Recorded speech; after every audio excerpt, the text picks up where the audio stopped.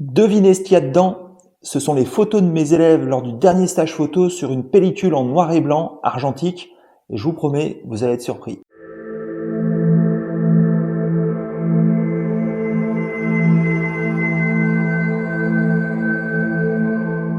Petite vidéo un peu particulière, un peu différente des autres aujourd'hui, puisque je voulais vous faire un retour sur les derniers stages photos qui se sont achevés le week-end dernier. 4 personnes m'ont accompagné pendant 2 jours dans les villages du Luberon, dans la campagne du Luberon. Ces 2 journées étaient placées sous le signe de la composition, comment améliorer son œil, son regard de photographe. Et pour cela, eh bien, nous nous sommes baladés au cœur des villages du Luberon. Nous avons marché à travers la campagne, au pied de la montagne, et nous avons même découvert un superbe champ de coquelicots où nous avons fait de très belles photos. Et pendant ces 2 journées, eh bien, je leur ai confié à chacun cet appareil. Je ne sais pas si vous vous souvenez, j'avais déjà fait une vidéo là-dessus où je vous annonçais que dorénavant tous mes élèves, donc les 4 personnes qui sont présentes à chaque stage photo, se verraient confier cet appareil argentique, un Canon MC, avec à l'intérieur une pellicule noir et blanc de 24 poses. Et je leur demande en fait tout simplement, lorsque je leur donne des exercices photos, de me rendre le résultat de leur exercice avec cet appareil-là. Ce qui fait que j'ai porté leur pellicule à développer au laboratoire et voici le résultat justement, les fameuses photos, les fameux tirages. Petite parenthèse sur que faire de ces photos une fois qu'on les a faites. Moi je vous conseille, je vous invite à les sortir sur tirage. Puisque c'est une photographie pour moi doit être manipulée, elle doit être concrète. Vous devez pouvoir la toucher, vous devez pouvoir l'encadrer si vous voulez, vous devez pouvoir en faire un petit album si vous voulez, surtout si c'est une série photo. Les exposer aussi beaucoup, hein, c'est un très bon moyen de partager ce que vous ressentez en photographie, de confronter vos images avec d'autres personnes. Et bien sûr, la photo ne doit pas rester numérique, ne doit pas rester dans un disque dur ou une carte mémoire ou un téléphone. C'est terrible de finir comme ça. Maintenant, vous demandez peut-être pourquoi je leur demande de faire des photos avec cet appareil-là. C'est très simple. En fait, je veux que mes stagiaires, mes élèves se concentrent sur la partie composition et délaissent complètement la partie réglage. Donc, rien de mieux qu'une focale fixe si vous êtes en appareil numérique, ou alors un compact argentique comme celui-ci qui me permet en fait de voir si les élèves comprennent bien mes consignes, mes conseils et voir s'ils tiennent compte de tout ce qu'on voit pendant le stage. Et je peux vous garantir que c'est le cas pour chaque élève. Alors évidemment, toutes les photos ne sont pas réussies. Ça, c'est comment dire la caractéristique des photos argentiques sur pellicule, c'est-à-dire que comme on ne voit pas le rendu des photos immédiatement après les avoir prises, vous voyez qu'il n'y a pas d'écran à l'arrière, hein, donc il faut attendre que les photos soient tirées pour voir le résultat. Et bien évidemment, il y a des photos qui sont ratées, ça fait partie du jeu, ça fait partie de l'apprentissage. Et alors ici, il n'y a aucun enjeu, hein, voilà, c'est purement pratique, purement formateur.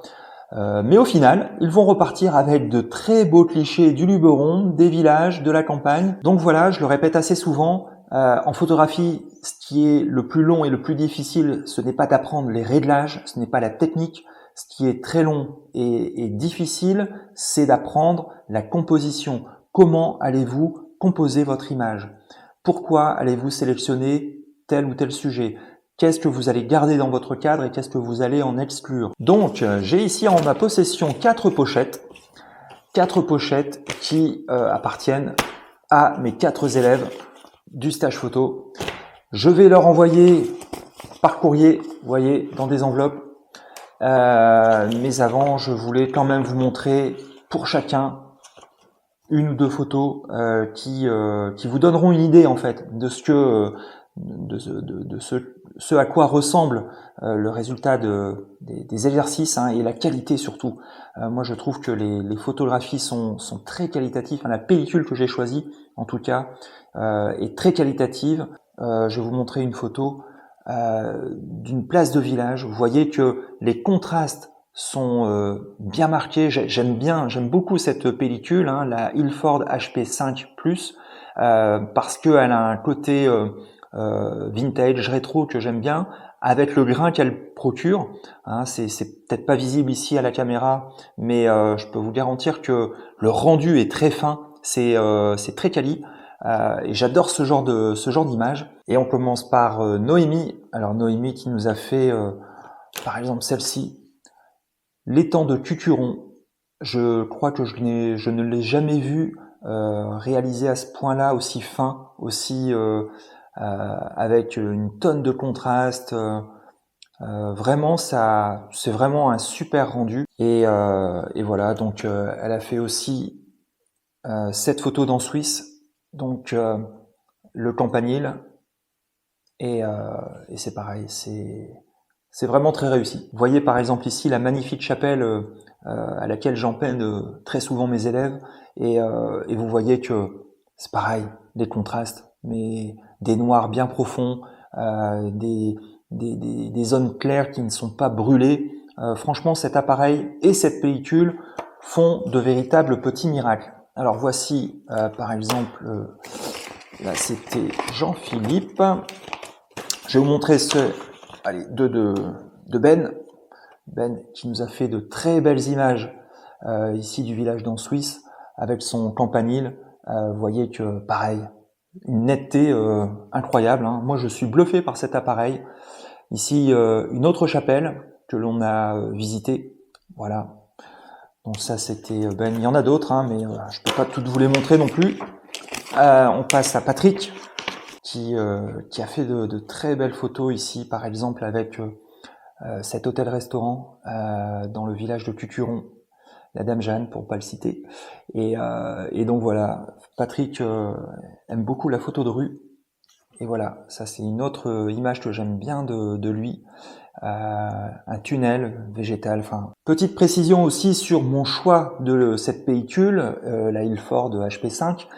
Pourquoi en noir et blanc? Eh bien, tout simplement parce que j'ajoute une contrainte à mes élèves, c'est-à-dire que je les prive de la couleur, mais en les privant de la couleur, je les oblige à se concentrer sur les contrastes, justement, les contrastes de lumière, les contrastes de couleur aussi, parce que même si on ne les voit pas en noir et blanc, ils existent, et les différentes tonalités de gris dépendent justement des couleurs que vous voyez.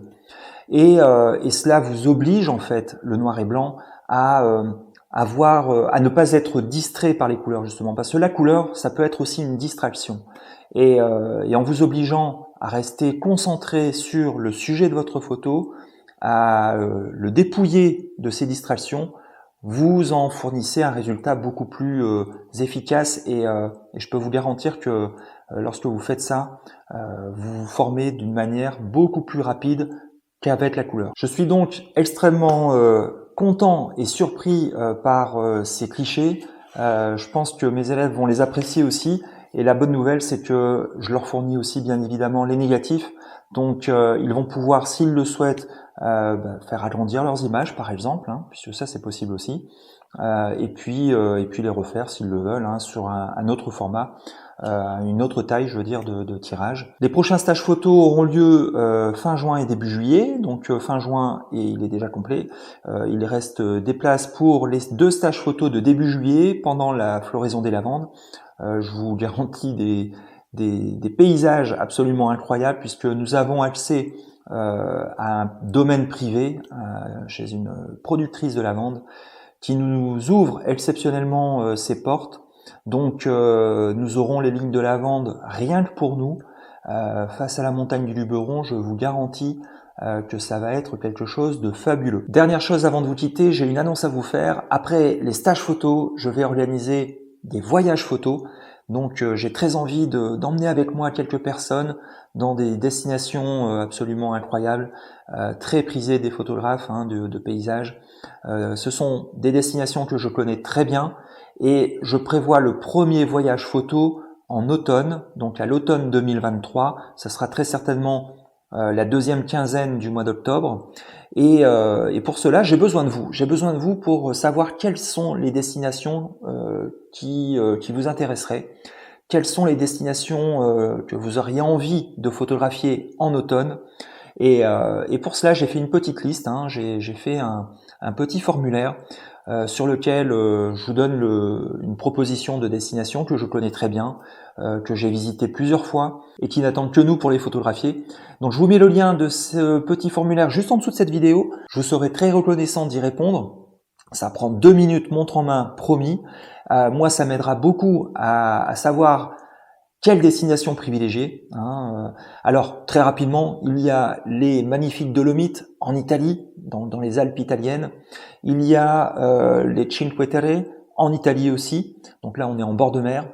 Il y a les lacs de Bavière en Allemagne et en Autriche. Donc là, c'est de nouveau dans les Alpes. Hein. Il y a le magnifique Chiera, la région du Chiera. Donc là, on reste en France. C'est dans les Hautes-Alpes. C'est à la frontière italienne. Mais c'est absolument magnifique en automne, hein, avec les mélèzes qui sont flamboyants. Il y a l'Écosse aussi. J'ai proposé l'Écosse.